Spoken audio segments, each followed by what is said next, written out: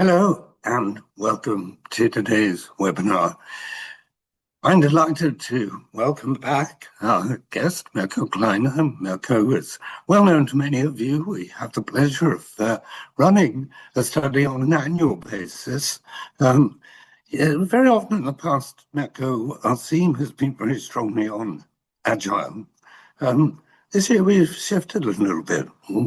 Maybe you can just say hello and tell us what has driven the direction of this year's study. Hi, Tim. Thanks for having me. And I'm glad that by the way, we had our sixth edition this year. So it's not yet a round anniversary, but it's already the sixth time we did this global study. And I'm excited to talk a little bit with you, not just about the numbers, but also what's behind and share some stories that we connect from our consultancy and coaching work. And back to your point in terms of what is going on with the agile. Well, it doesn't matter what we call it. On one hand, we have the global disruptions, and we have the technology disruptions. And I think from a governance point of view, we need to keep up. And so I think the topic was very, very well chosen at the beginning of the year, where we said, well, AI is not enough. So let's see what the organizations out there, what they think about it from a governance process, organization perspective. And as every year, we had looked at where are they, what are their biggest challenges, what are their plans, and what is the current progress adopting those plans, and what are the benefits that they are seeing. So I look forward to this webinar with you. By the way, we're going to share the slides at the very end immediately, and then later on, if you're watching this webinar to a later, not live, to a later stage, then obviously you can find it on both of our websites, WorldCC and LAP Alliance. So let's... Yeah, that's right, Mirko. I think just a reminder to our audience, of course, do please use chat at any point. We'd love to have your inputs and opinions, comments, agreeing or disagreeing. So please do use chat. We will be monitoring that throughout rather than doing any formal Q&A. So look forward to what our audience perceives in all of this. And Mirko, it is, of course, very timely because these questions don't ever quite go away in terms of thinking of what is AI going to replace. And I think a lot of our commentary today is, well, of course, there are tasks it replaces, but it actually also enables so much more. So I think for those who just forecast the mass reduction of resources, we're probably not going to agree with that particular position, as long as people change, adapt, adjust to making effective use of AI as a companion.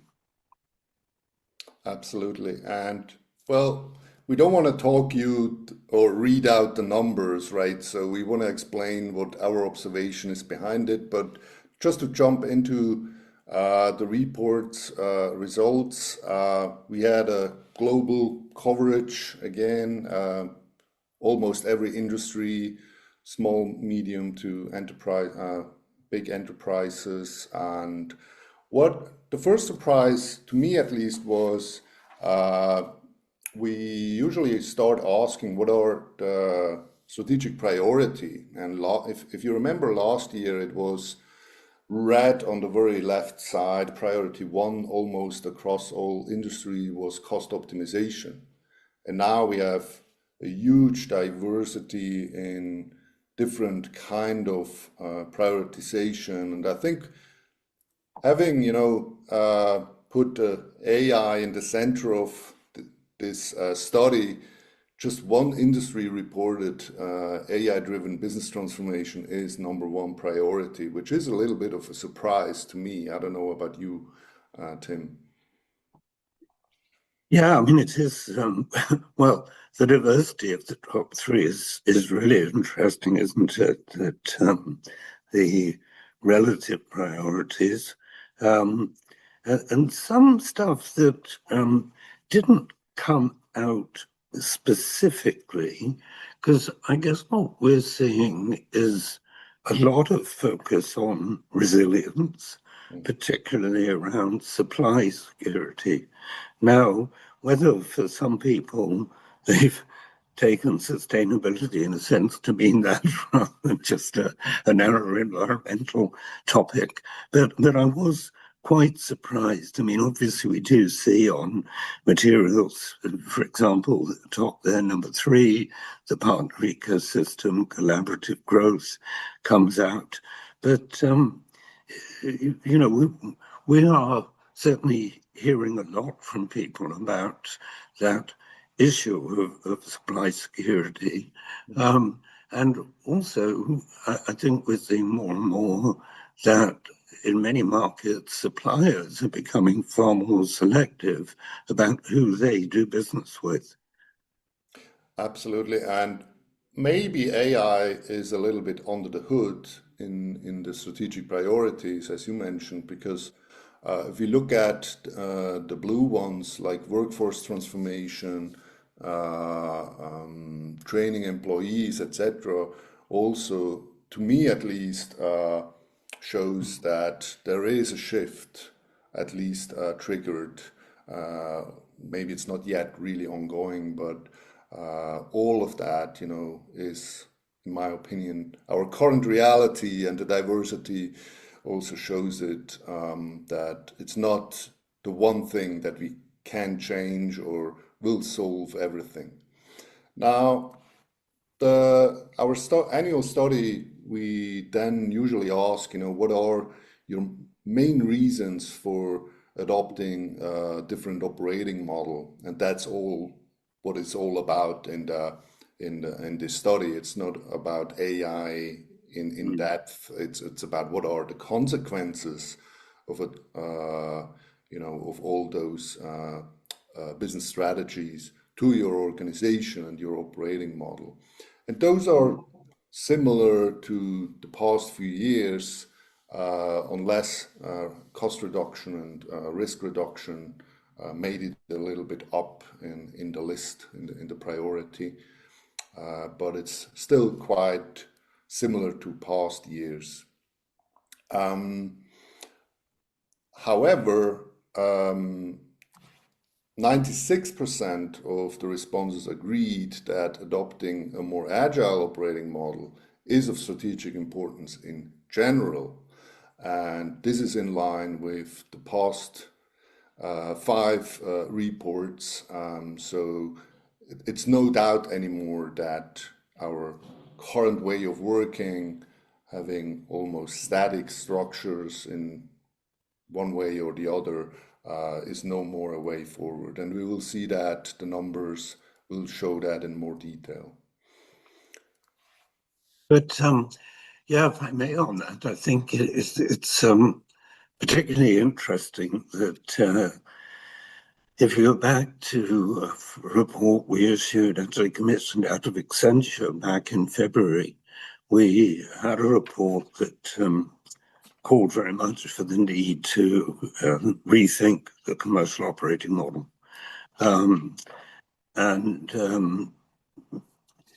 the reaction to that, I think, has been broadly supportive.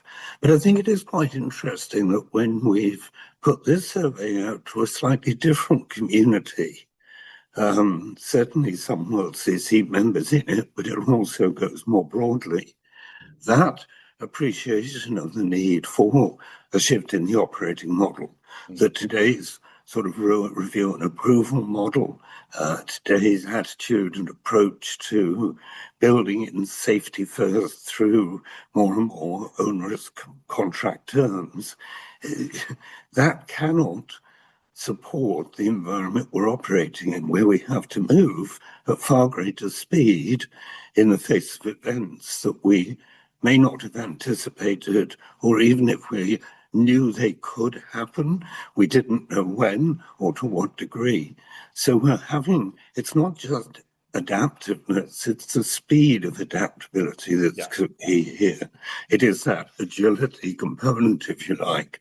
And when you take those two together, it really does become a compelling argument to step back and say, it is actually the system, it's the model that's the problem. Yeah, and here, this number, I'm pretty sure the participants already read the numbers, etc. It's no surprise to me. If I may add a little story to that, our claim at the LAP Alliance was very often, in the past 10 years, with lean agile procurement, we are able to source a new service provider for an ERP system, for example, in just 2 days, which was a revolution for many, many years, and nobody believed it's possible, it's complex, and so on and so on. Recently, a friend of mine, he is an AI specialist, he said, well, he made fun of my claim. He said, well, in our days, we are able to build an ERP system in 2 days. So maybe the truth is 4 or 5 days, or let's be it a month. But time to market is so accelerated. It's incredible by technology, and now our governance gets in our way. Think of just something stupid like approvals, which could delay us for weeks and months. And the report underlines that the people see that we could be faster. I think the potential is even bigger than what the people reported here. I added some graphic here, a little sketch. I think that's our reality today. Where how a lot of people feel that they operate.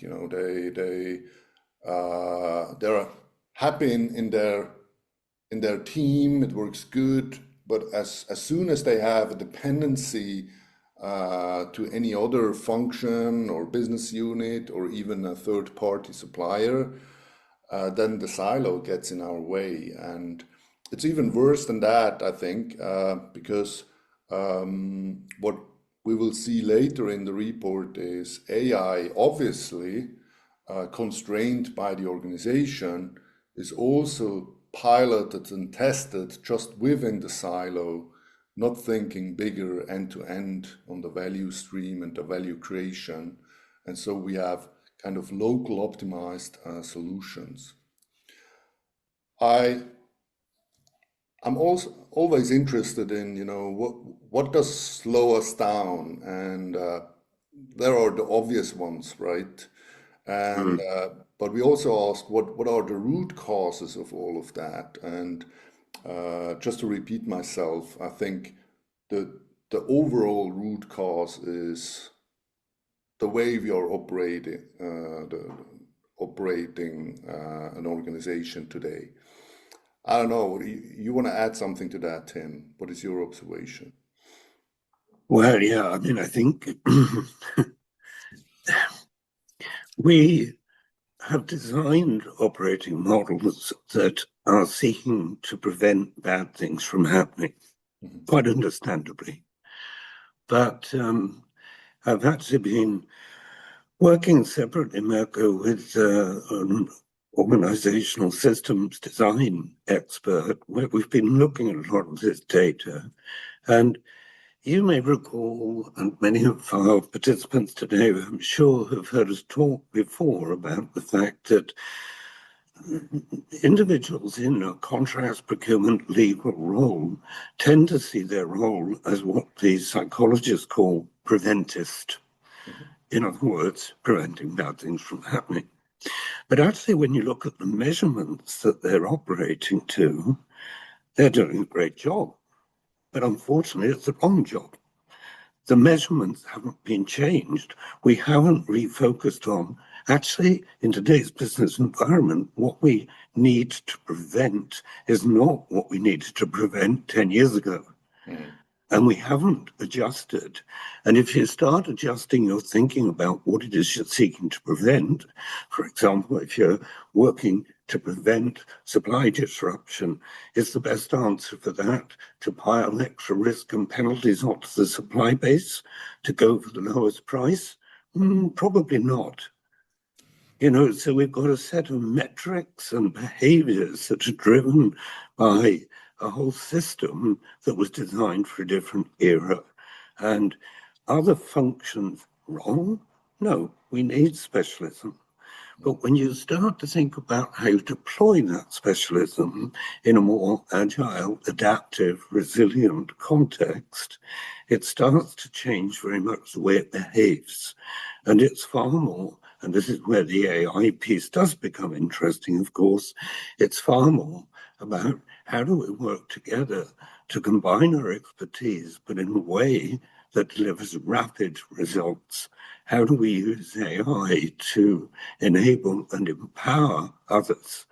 And of course, that's where the point has just been made about not developing AI solutions within the individual existing silos is so important, because then we're just designing AI systems to continue doing what we were doing, which isn't working. That's just a perfect to our next slide here. I thought, not just having the numbers, but also adding some stories in between. And, I thought about, how would I explain what the current state of AI implementation looks like in many organizations? And I think this image sums it up quite nicely. AI is like the water that is draining into the different rooms out of control. Nobody knows what happens. Is there a power supply or something? Does it get dangerous?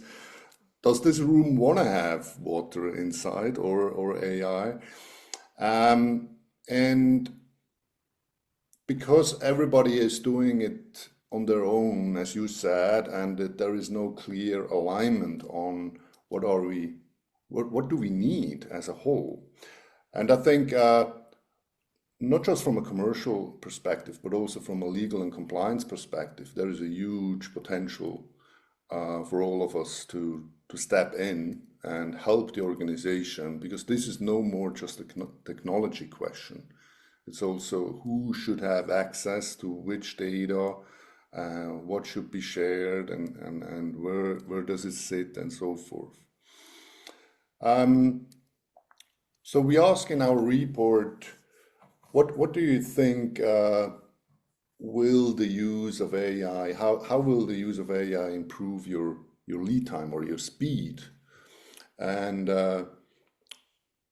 92% of the respondents said, well, we think we could do 20 to 50%, could move 20 to 50% faster. And that's not something, a super high ambition, in my personal opinion.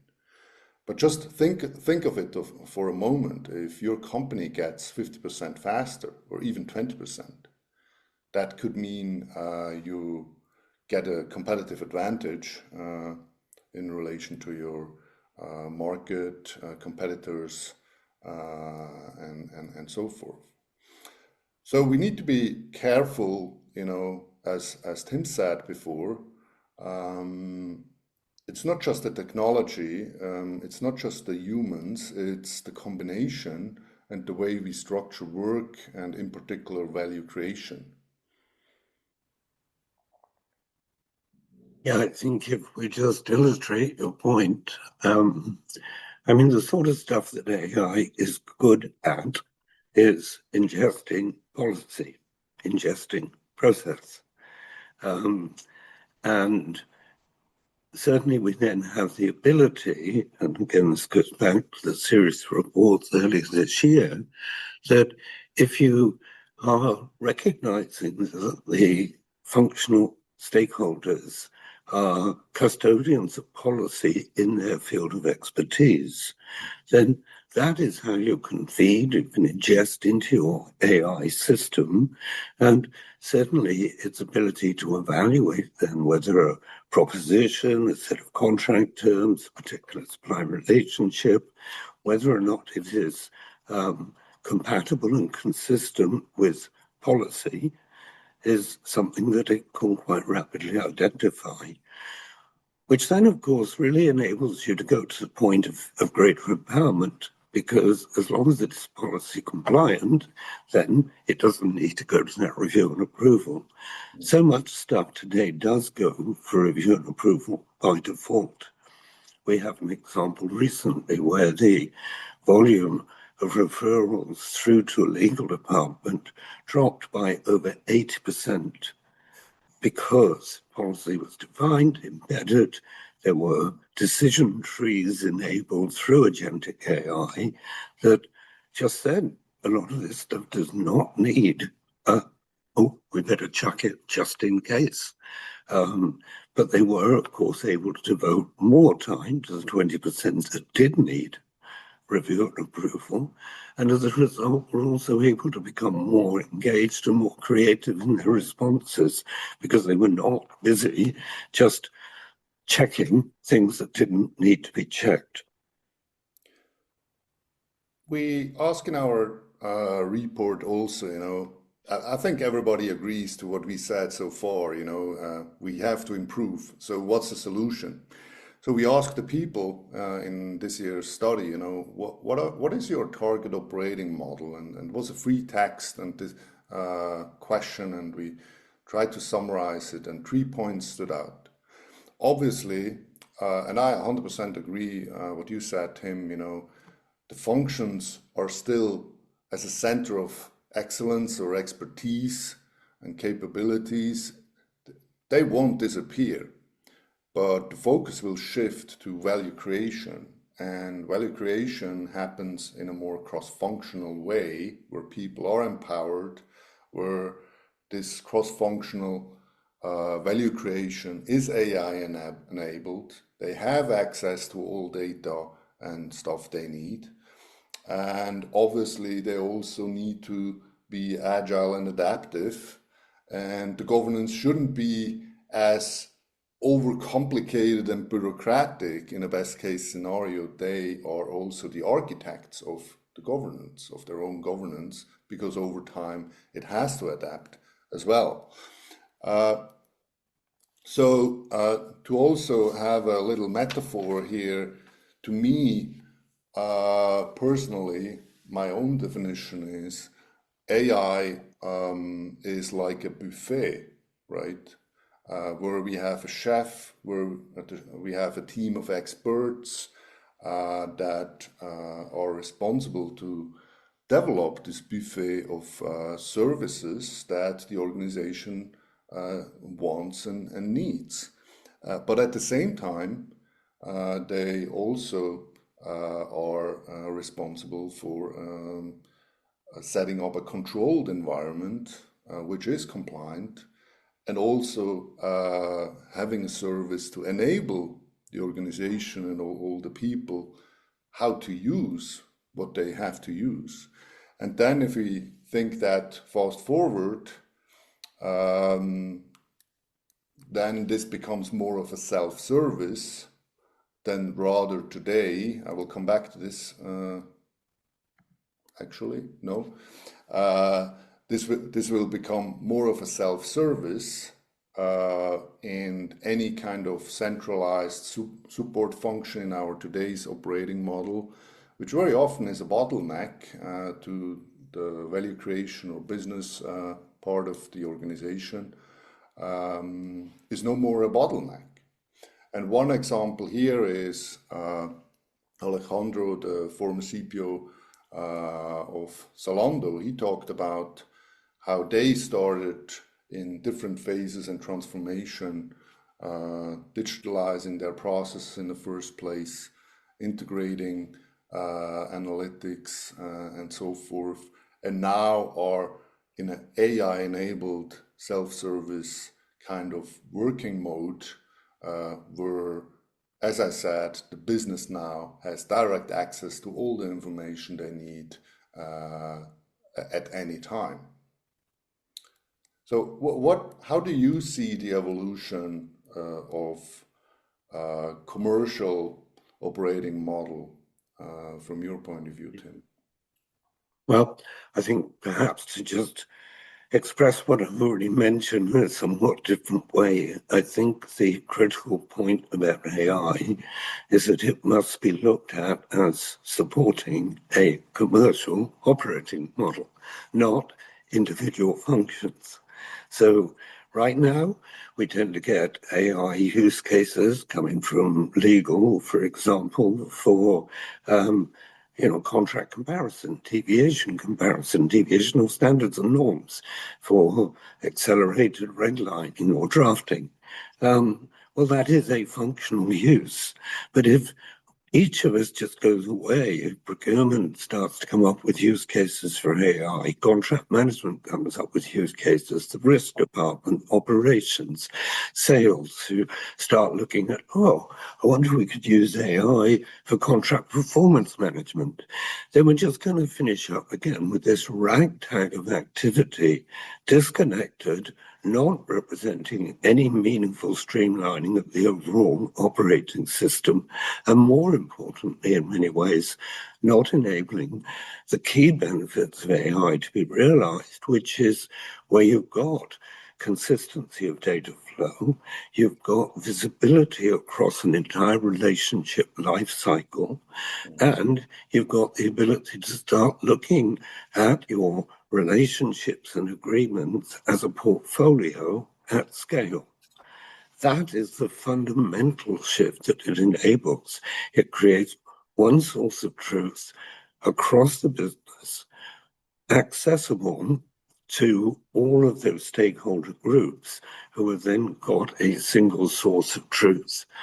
That is the real critical point that we're going to miss if we continue down this path of individual commercial groups setting out their own use cases. Yeah, I couldn't agree more. In the report, we have also asked some use cases, where AI is used. You can see them here.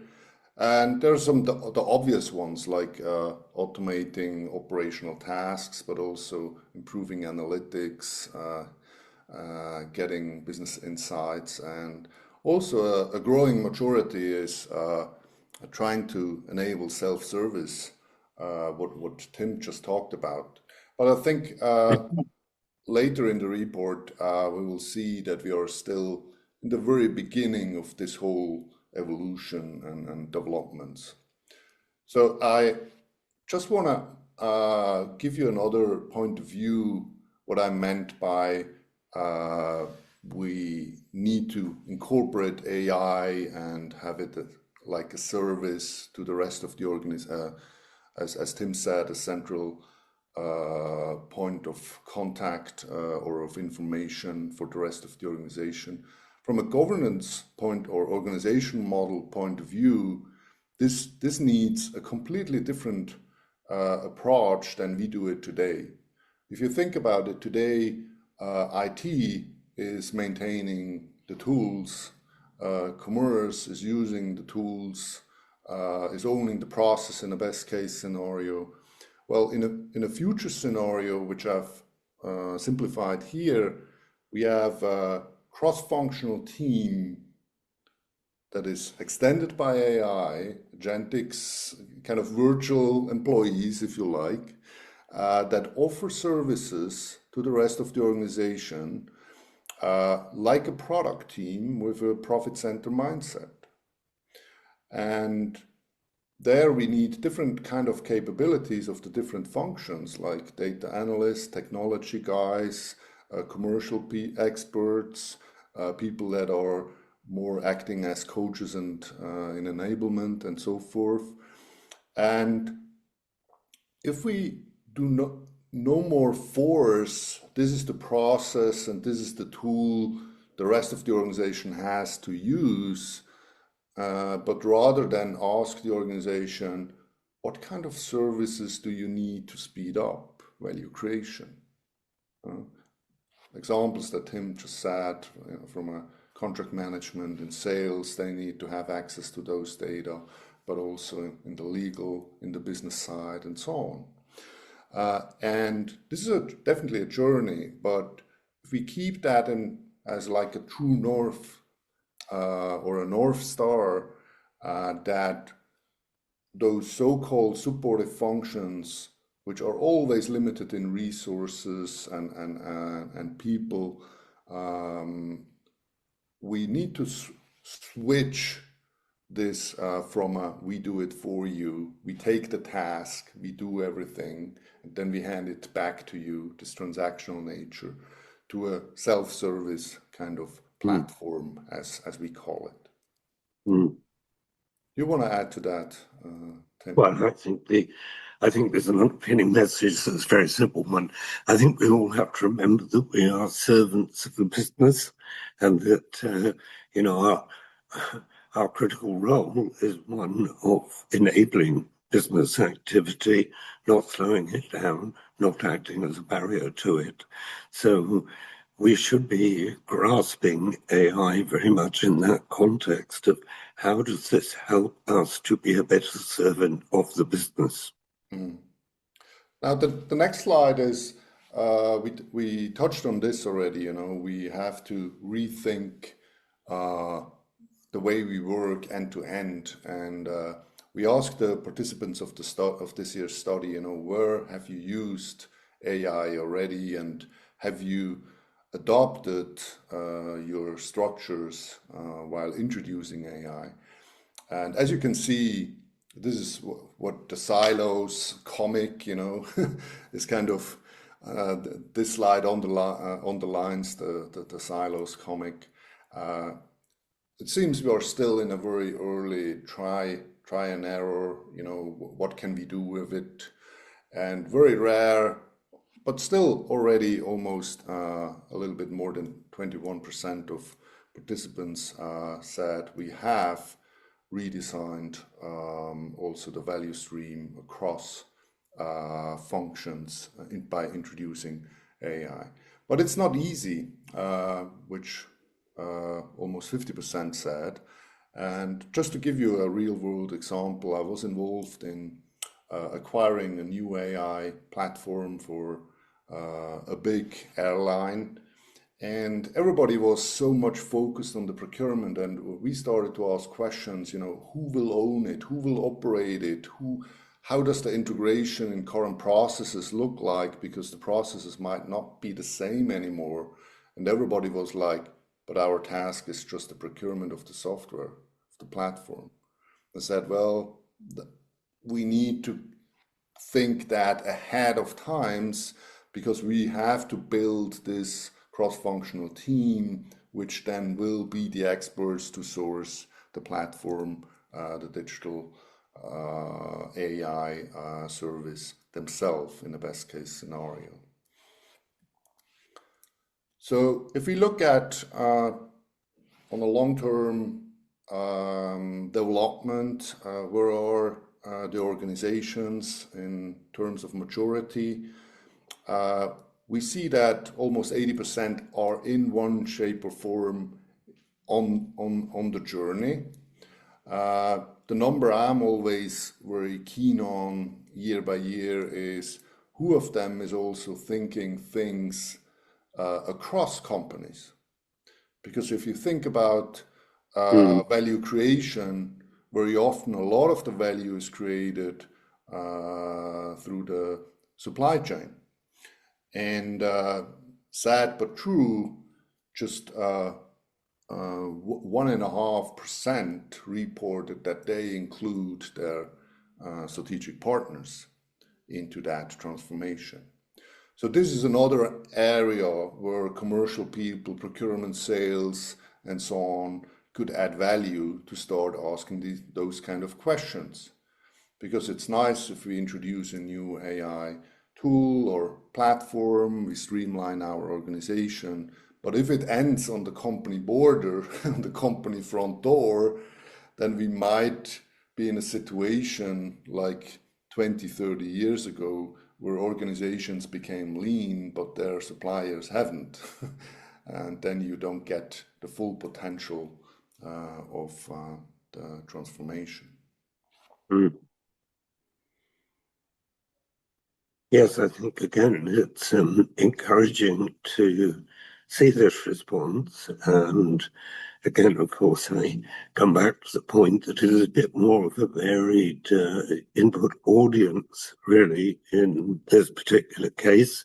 Obviously, communities, for example, that are very enthusiastic towards agile and lean agile type models, which would tend to lead them more to this type of thinking because their whole design has been around the management of uncertainty.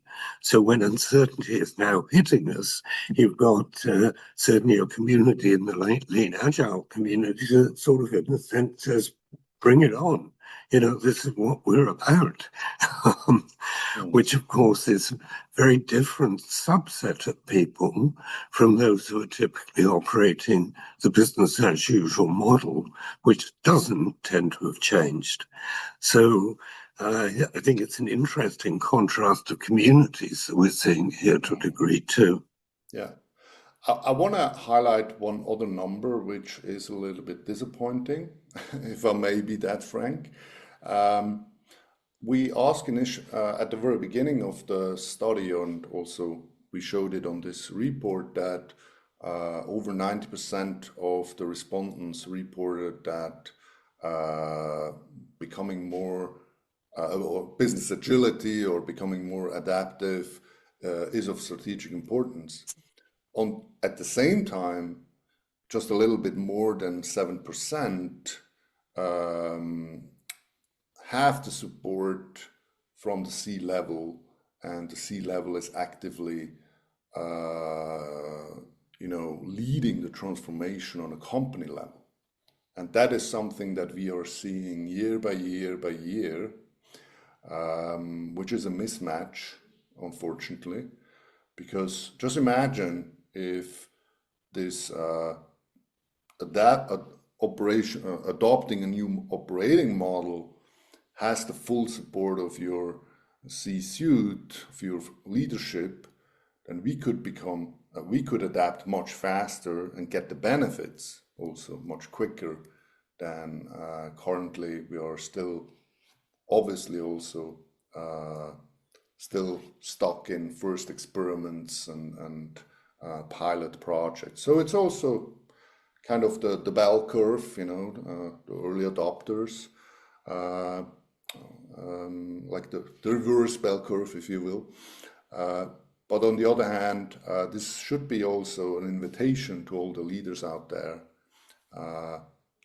Get in charge, because that's something where you can bring in your expertise and make a real difference, because a lot of the constraints, like I come back to approvals, something simple and stupid, often a low-hanging fruit, you can't remove it without a leader's approval or any other compliance changes or process changes. We need to have the leaders on board to accept those changes, or at least to empower others that they can make the changes. So we're coming to an end of the report. The benefits, in contrast to the challenges and the ambitions, are similar to the past few years. We are asking this question, and obviously, we are getting better decisions, we are getting faster, improved time to market.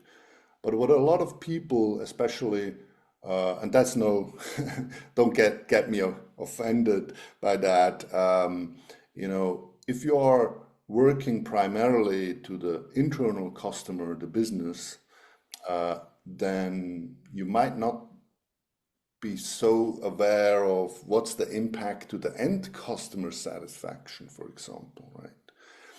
But if we shift our whole focus to value creation for the end customer as a whole organization, then we need to also start thinking like everything we do, how does that, the end customer, benefit from that? I think what stood out in this year's report is this 50.7% improved total cost of ownership. So I think that's quite a great number for all you that out there in the commercial roles, because we are not just having a new fancy operating model. That's not the purpose. And being faster on the expense of no more being compliant isn't the reason either. We want to be compliant, we want to become faster and take all the benefits of what AI, technology, etc. Serves us. But the main reason is we want to be more successful in business. Let's face it. And the number just shows that the participants have better results on that. One of the important points, Mirko, I think we have to note here is that as we think about development of AI as a business tool, it does force us to step back and give greater thought to where roles and responsibilities sit. When we talk about a new operating model, the reality is from many of our studies that actually most organizations struggle to some degree with overlapping roles and responsibilities, or sometimes underlapping roles and responsibilities, that actually the quality of process definition when it comes to the life cycle of acquisition or contracting, no matter what name you give it, but these trading relationships that we form and manage have a long tail in many cases, and very often we lose sight of quite who does what, who's got authority to do what, whether we certainly don't know where the data sits to support good decision making.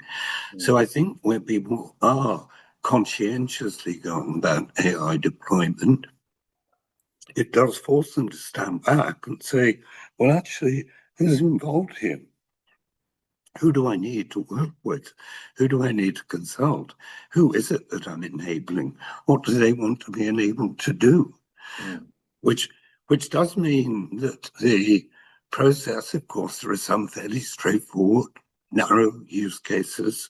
But once again, I come back to the point, be careful that you don't just finish up introducing a hodgepodge of ideas around AI implementation with thousands of agents now replacing the confusion that there was between people before. We do need to have, that holism in our view that says, yes, phased development is likely to happen, and it's absolutely fine, but do it in the context of an overarching map or plan for consistent, coherent development across the life cycle. It reminds me a saying in the agile world, don't scale a broken system, right? Yes. So if the decision competencies, if the process is outdated, if the structures is outdated, don't scale it. So it's kind of another chance for every, introducing AI is another big chance for every organization to descale. And a friend of mine, he recently labeled it like a minimum viable bureaucracy. So there is always bureaucracy, but what if we can remove as much as possible, and also the structures remaining become more adaptive, so that we do not have to ask, for permission in a best case scenario. It's a long way to go, but just as a source of inspiration. then we would become as fast and as performant as startups are, right? At the same time, we want to have the benefits of a bigger corporation, of course, scaling effects. Which brings us to the conclusions. I think everybody can read them out themselves. To me, my advice is you don't have to rethink your whole organization operating model and transform it all at once. That's also what the data says. A lot of organizations, they're running pilots. With the next introduction of an AI platform, start to think it bigger, as Tim said, include the sales, include the lawyers, include the clients or the business partner or whoever, and rethink it end to end. So start small, but rethink it end to end. And also, most importantly, allow yourself to rethink the current ways of working. It's still open if you are allowed to change it, but rethink it and make the proposal. If you want to have all the benefits that comes with this new AI and other technology, then we should start to work more cross-functional. And finally, do not underestimate the value that is created outside of your organization. So whenever you run such an initiative, some of you might even run, big efficiency programs or transformation programs.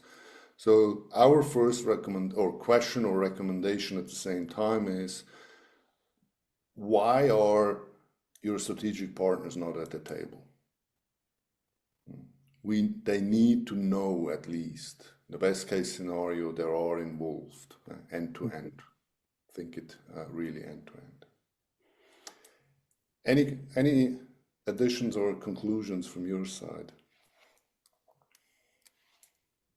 Really, I think a couple of comments. Firstly, I think actually probably our conclusion here is a little bit the wrong sequence. It's almost like actually the third one needs to come first, because that's building, if you like, the internal rules of the game of how we're going to go about this. And that leads, I think, to the consequent decision that, we do need to redesign the operating model. How are we going to work together? This is a collective activity. It isn't a function-by-function activity. So what is the structure we're going to put in place to manage this and to build an intelligent operating system that really draws upon the capabilities that AI introduces?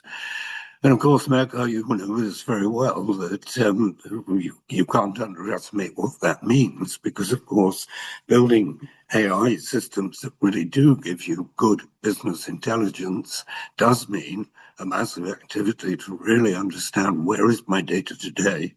Who's got it? How reliable is it? How do I extract it and ingest it? And that is a massive piece of work to actually get to a true business intelligence system that people can rely on and trust. And of course, only once you've done that are you really going to start to be in a position to have those meaningful external conversations.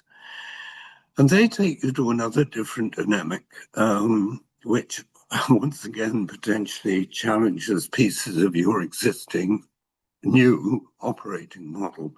Because if in fact we continue to operate with our relatively risk-averse approaches, with our tendency to be less than open in negotiation, we are not going to build frameworks of trust with counterparties such that they necessarily feel confident about shared data, shared systems. So that, I think, is an absolutely admirable direction for us to head in. But I think it raises some very real questions of how far down that path can we really go, while we continue with today's economic model. So we begin to raise questions that go well beyond the operating system into the economics of Western society and the whole belief in a competitive value system. They often clash with each other. So inevitably, I think some fascinating topics still to come as we begin to unleash the power that AI definitely brings, but which we don't yet fully understand. Yeah, this makes it interesting, isn't it? If we would know what the future, everything would be boring. Just one last comment on what you just said. We are seeing, the more agile and collaborative, cross-functional you start to work, we also see, and this is 20 years of evidence, we also see a change in mindset. So a true partnership based collaboration.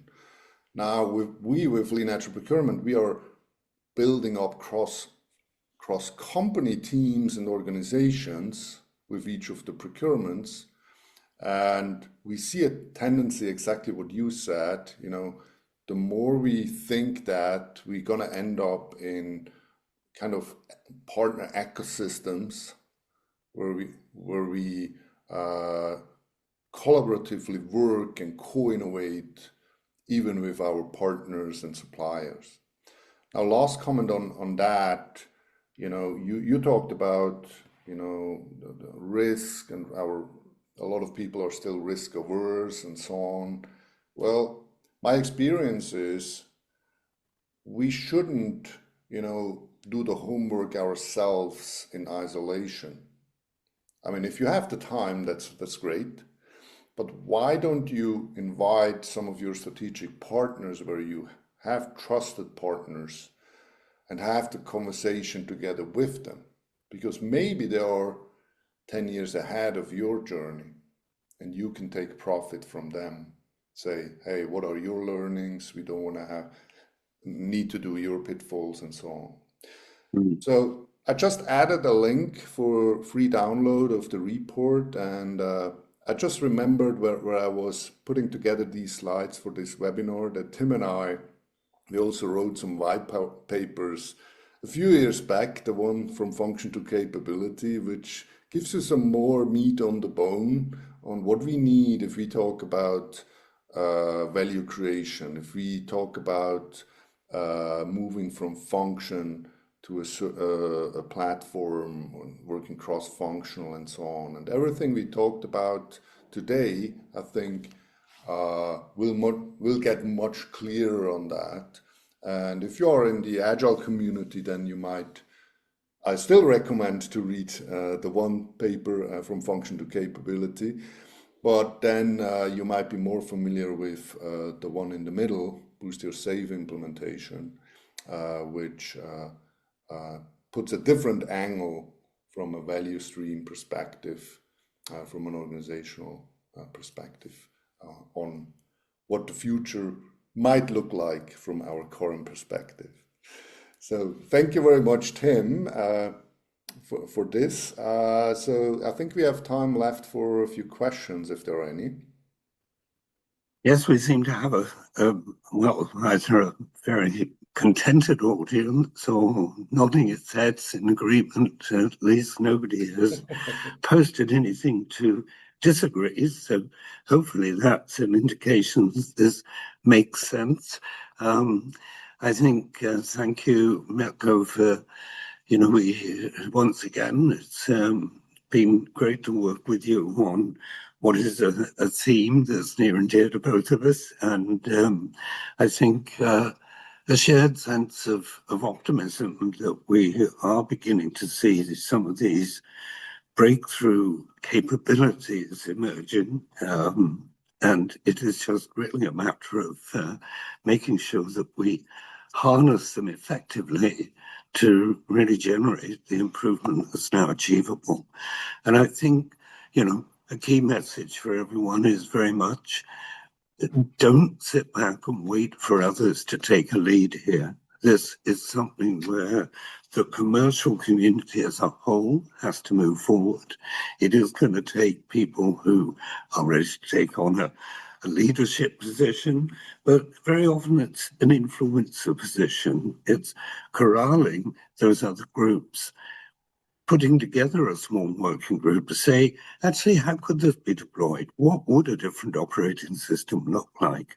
It is building that consensus and collaboration internally, because without that, we're not going to be able to collaborate externally. If that's already perfect closing words. Thank you, Tim. If I may add, in most of your organizations, you might have already agile coaches, lean coaches, and I encourage you to just go and drink a coffee with them and share your perspective, your challenges. And if you can team up with them, they know a lot what we know on operational level and how to change things and improve things. And so that's a free tip to go forward. Just start the conversation, get started. Thank you. Wonderful. Well, I'm very pleased, as I explained to Matt, how I'm actually sitting in a university lecture room, and I was hoping that I wasn't going to be invaded by a class of students. Fortunately, we've survived the hour. So thank you very much, Mirko. Thank you to our audience for engaging with us today. And of course, if there's any further thoughts, insights, any of you would find helpful, to get in touch with us. We'll be, Mirko, WorldCC, delighted to help, advise, and give any further insight that could be useful to you. So with that, I hope you all have a good week, and we'll be back very soon. Thank you.